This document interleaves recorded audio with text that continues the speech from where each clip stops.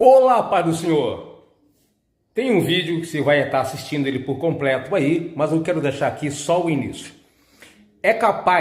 Os anjos são capazes de fazer sexo, do prazer sexual, ou eles são assexuados?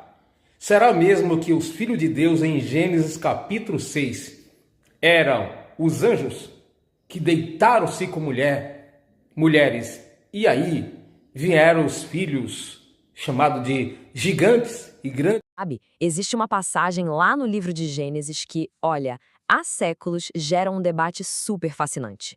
Ela fala sobre os filhos de Deus e as filhas dos homens, e o que rolou quando esses dois grupos se juntaram.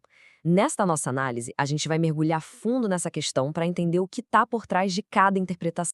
E a pergunta que não quer calar, a que surge dessa passagem, é realmente de arrepiar. Será que anjos e seres humanos tiveram filhos juntos? Parece até coisa de filme de fantasia, né? Mas essa ideia faz parte de uma das interpretações mais antigas e populares desse texto. Vamos investigar isso aí. Para a gente organizar as ideias, nosso roteiro vai ser o seguinte. Primeiro, a gente olha para a passagem que começou tudo. Depois, vamos explorar a teoria de que eram anjos, de onde ela veio, e aí a gente entra nos argumentos contrários, incluindo a história dos gigantes. Por fim, vamos analisar uma outra interpretação e comparar as duas visões. Ok, vamos mergulhar de cabeça nisso. Tudo começa em Gênesis capítulo 6, com um versículo bem curtinho, mas que é a faísca que acende toda essa discussão. Tá aí o texto, a frase-chave, o centro de todo o mistério é essa: filhos de Deus. Quem, afinal de contas, eram eles? A resposta para essa pergunta é o que define todo o debate. E agora vamos para a interpretação mais famosa e, com certeza, a mais polêmica de todas: a ideia de que esses filhos de Deus eram, na verdade, anjos. Essa interpretação, gente, é muito antiga e influente. O principal argumento vem de outras partes da Bíblia, como lá no livro de Jó, onde a expressão filhos de Deus é usada para se referir a seres celestiais. E não só isso, essa visão ficou super popular por causa de textos judaicos antigos, tipo o livro de Enoque, que conta essa história com todos os detalhes. Então, para muita gente ao longo da história, essa era a leitura mais óbvia. Só que essa interpretação não é uma unanimidade, não.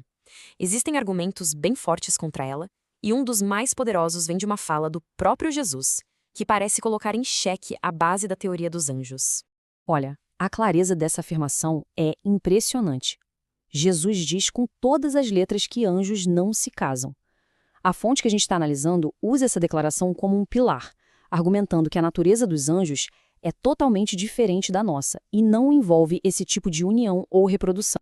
Indo um pouco mais fundo nesse ponto, o argumento é que anjos são, por natureza, seres espirituais. Ponto.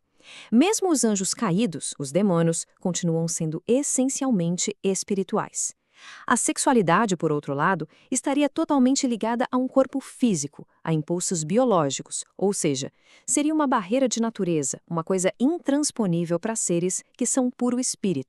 Certo. Agora vamos para outra peça super famosa desse quebra-cabeça, os gigantes, também conhecidos como Nefilim. A cultura popular, filmes, livros, todo mundo conecta eles diretamente a essa união. Mas será que o texto bíblico diz isso mesmo? A diferença aqui está em ler o texto com muita atenção. O versículo diz assim: havia naqueles dias gigantes na terra.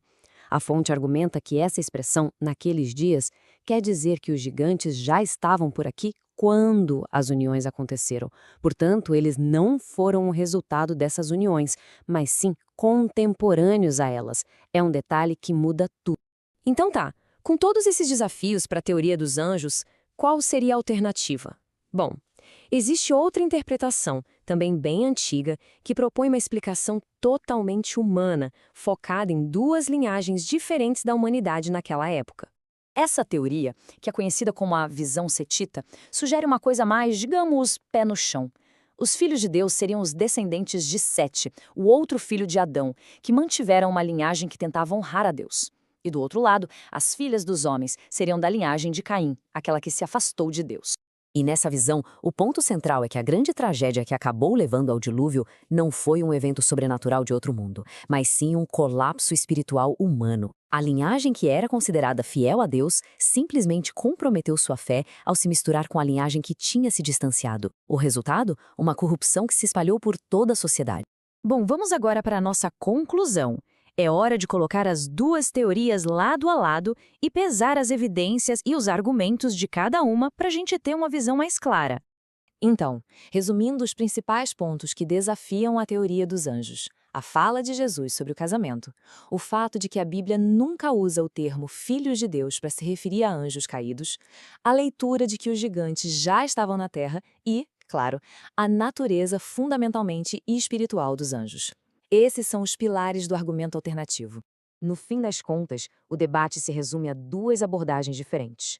De um lado, a teoria dos anjos, que tem raízes históricas bem profundas e se apoia em textos antigos, oferecendo uma explicação sobrenatural e dramática. Do outro, a teoria das duas linhagens, que é vista por muitos como uma interpretação mais contida, mais focada no próprio drama humano de fidelidade e corrupção que a Bíblia narra. E tudo isso nos deixa com uma pergunta final para a gente refletir.